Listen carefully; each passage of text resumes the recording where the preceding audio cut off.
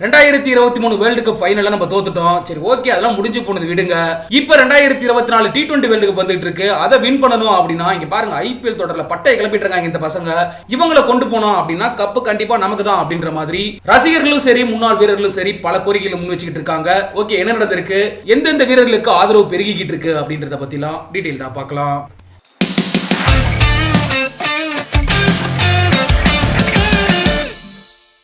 இப்ப இந்தியாவுல ஐபிஎல் திருவிழாவானது கோலாகலமா போய்கிட்டு இருக்கு.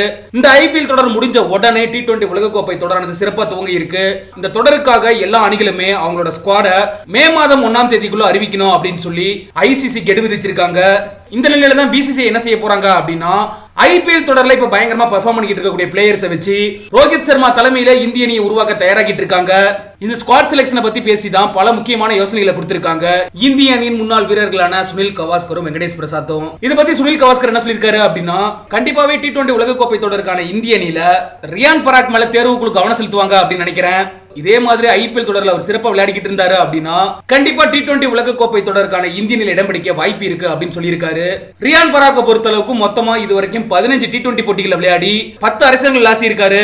மொத்தமா 772 ரன்கள் அடிச்சிருக்காரு. இவரோட ஆவரேஜ் 90 அப்படின்ற அளவுல இருக்கு. ஸ்ட்ரைக் ரேட் 170 அப்படின்ற அபாயகரமான அளவுல இருக்கு.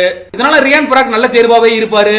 அது மட்டும் இல்ல, அவர் ஒரு ஸ்பின் பவுலராகவும் யூஸ் பண்ணலாம் அப்படிங்கிறது குறிப்பிடத்தக்க விஷயம். இதை பத்தி வெங்கடேஷ் பிரசாத் என்ன சொல்லியிருக்காரு அப்படின்னா, கண்டிப்பா T20 உலகக்கோப்பை தொடருக்கான இந்தியா ஸ்குவாட்ல சிவம் டுபே இருந்தே ஆகணும்.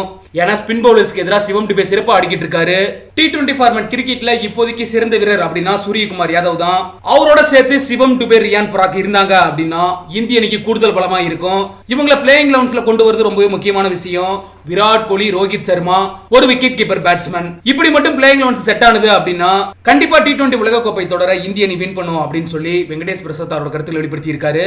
ஆல்ரெடி இந்திய T20 ஸ்குவாட பத்தி ஆஸ்திரேலிய வீரரான பிராட்காக் பேசியிருந்தாரு.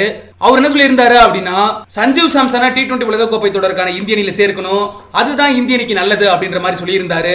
இந்த 3 பேர் சொன்ன பிளேயர்ஸ் இந்தியா ஸ்குவாட்ல கொண்டு வந்தோம் அப்படின்னா நிச்சயமா பலம் வாய்ந்த இந்திய அணியா இருக்கும் அப்படிங்கிறது குறிப்பிடத்தக்க விஷயம். சரி ஓகே, நீங்களும் மறுபடியும் கமெண்ட் செக்ஷன்ல பதிவு பண்ணுங்க. T20 உலகக்கோப்பை தொடருக்கான இந்திய அணியில எந்தெந்த வீரர்களுக்கு வாய்ப்பு கொடுக்கணும் அப்படின்ற உங்களோட கருத்துக்களை